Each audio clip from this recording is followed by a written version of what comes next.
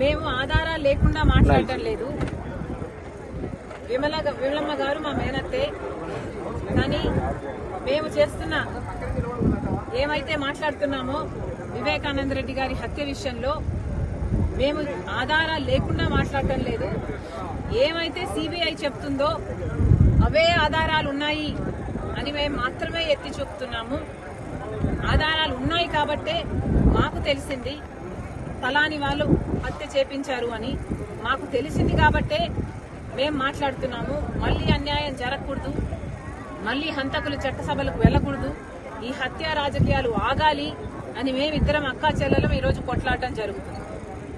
విమలమ్మ గారి కొడుకుకి జగన్మోహన్ రెడ్డి గారు వర్క్స్ ఇవ్వడం జరిగింది. ఆర్థికంగా వాళ్ళు బలపడడం జరిగింది కాబట్టే ఈరోజు విమలమ్మ గారు ఆ విషయాన్ని గుర్తుపెట్టుకున్నారు. కానీ చనిపోయింది సొంత అన్నని వివేకానంద రెడ్డి గారు తనకు ఎంత చేశారో అన్న విషయము విమలమ్మ గారు మర్చిపోయినట్టున్నారు. వయసులో పెద్దపడ్డారు, వయసు వచ్చింది, మర్చిపోవడం సహజమే, మర్చిపోయినట్టున్నారు. అందులో ఎండాకాలం కాబట్టి ఇలాంటి మాటలు మాట్లాడుతున్నారు. Please thank you.